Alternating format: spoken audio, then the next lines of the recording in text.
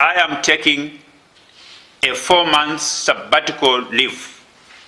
I say so because I want to play the role of an arbiter to be able to bring different warring political factions within Bungoma to be able to sit on the table, to amalgamate their vision that have always divided them for this region, so that we can agree on a common front.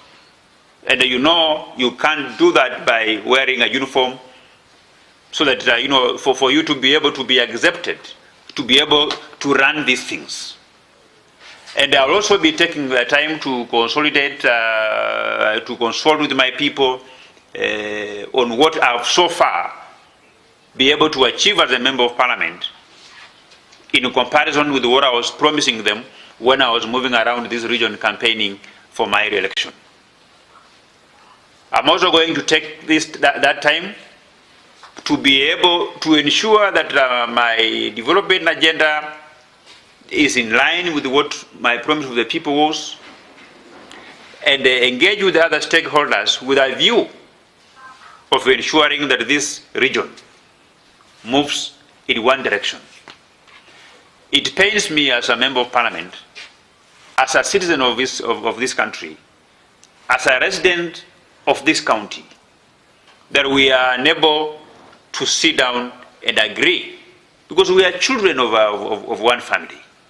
So I have appointed myself as an arbiter to be able to bring the Wangamati axis, the Wetangula axis, the Muhisa axis on a common table, so that we can be able to identify the interests of our region and try to see who is best placed to advance the interests of our region, either as a president or as a partner with the other Kenyans, so that we can be able to form the next government together.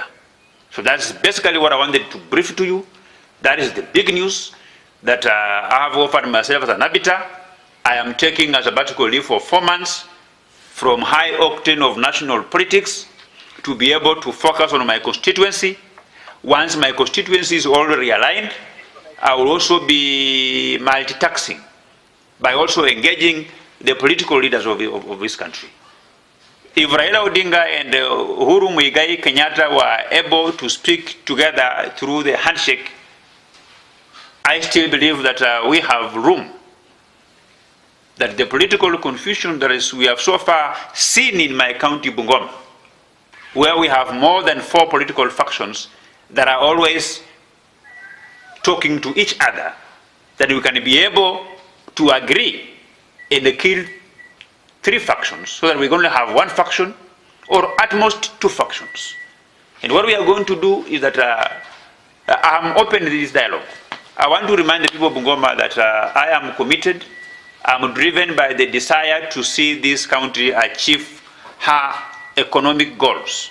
I have a desire to see this country achieve her political goals. And I've said that let me take the initiative.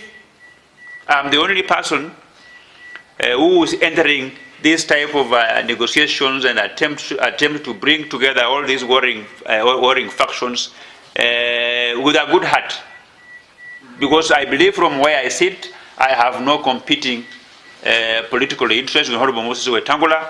I have no political competing interest with Wycliffe Wafula Wangamati.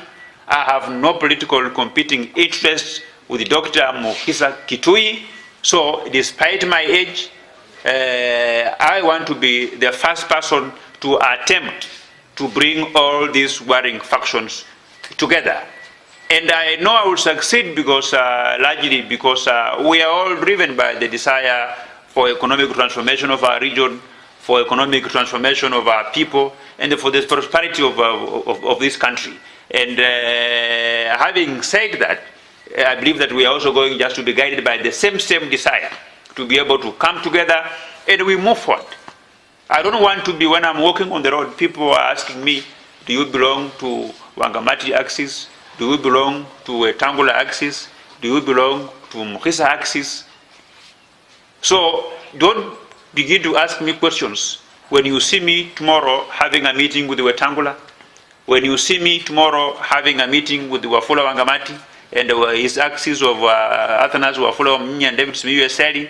When you see me tomorrow engaging with, talking with the Mukisa Kitui, when you see me speaking with the Honorable Musalia Mudavadi, it is my desire to see them come together.